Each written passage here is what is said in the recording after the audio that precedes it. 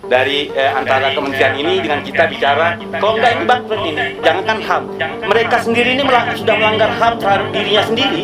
Bagaimana mau ngurus HAM orang lain sementara mereka ini melanggar HAM, ya kan? Wow, kalau memang kementerian semua sama-sama meminta anggaran naik seperti ini, wah itu juga bisa bangkrut ya, bangkrut Indonesia kalau semuanya meminta anggaran seperti Piggy.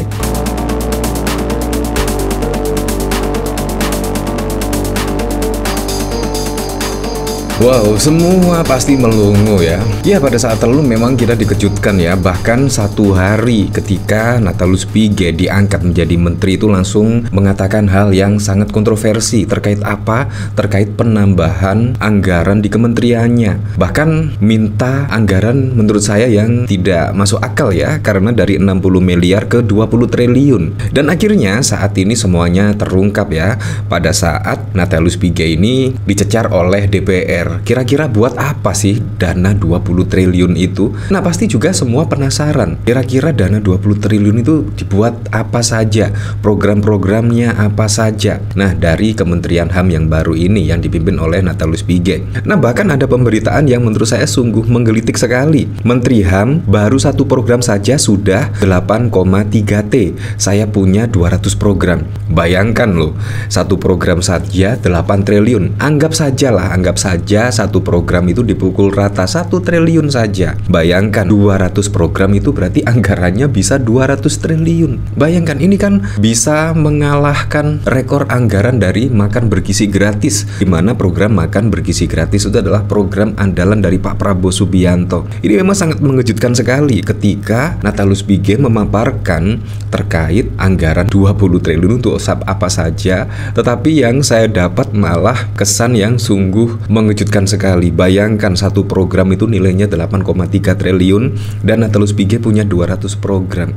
Dari judulnya ini saja sungguh wow sekali. Bahkan sudah dihitung loh oleh Kang Manto ya. Piggy bukan sembarang Piggy. Sekarang dia butuh sekitar 1.600 triliun. Ya memang kalau kita kali misalkan 8,3 T dikali 200 program, bayangkan nilainya berapa? 1.600 lebih, hampir 1.700. Wow, ini sungguh mengejutkan sekali ya, sangat mengejutkan. Natalius Piggy memastikan anggaran 20 triliun bukan hal besar, sebab ia telah menyiapkan 200 program bahkan 1.000 program apabila diterima oleh DPR. Wow, 1.000 program untuk HAM. Ya.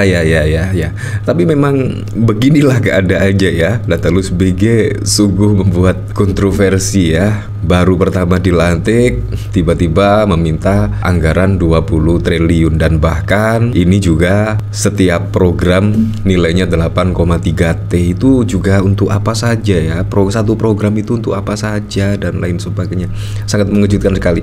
Nah, dari sini saya juga penasaran kira-kira komentarnya seperti apa ya. Nah, dari diajak jadi jurkam kecil 1.600 T, Indonesia punya 11.000 T cadangan devisa, info Mulyono waktu itu. Kalau Mulyono ya gobo susah dipercaya. Cerutunya aja segede pala dia.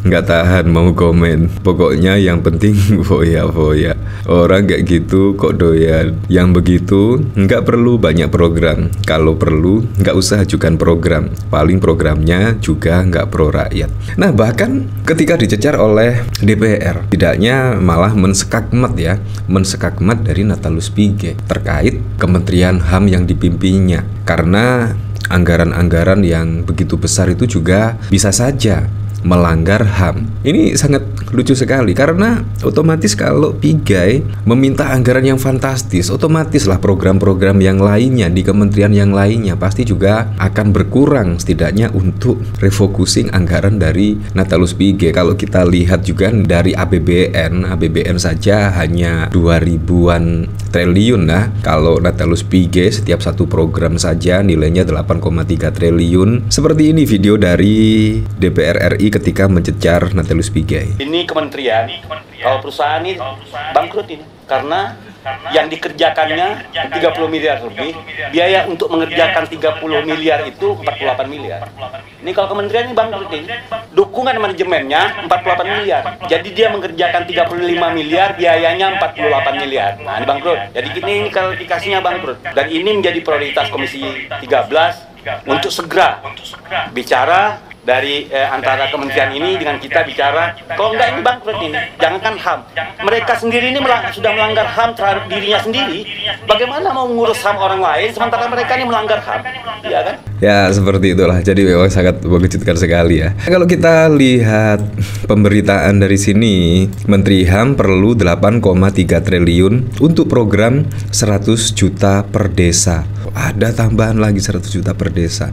Ini sungguh mengejutkan. Ini sebenarnya Natalius Pigai ini mau seperti apa sih? Ini kayak calon gubernur loh ini. Calon gubernur atau calon presiden.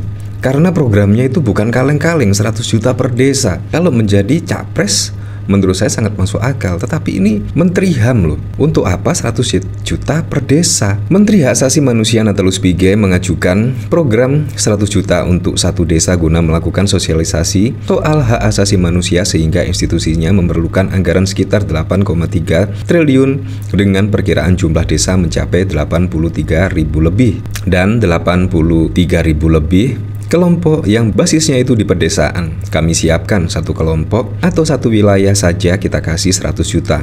Maka anggaran yang dibutuhkan 8,3 triliun, ujar Pigai pada rapat kerja bersama Komisi 8 DPR RI di Kompleks Parlemen. Dikutip dari laman resmi Badan Pusat Statistik, jumlah desa kelurahan menurut provinsi pada tahun 2023 mencapai 83.000 kelurahan.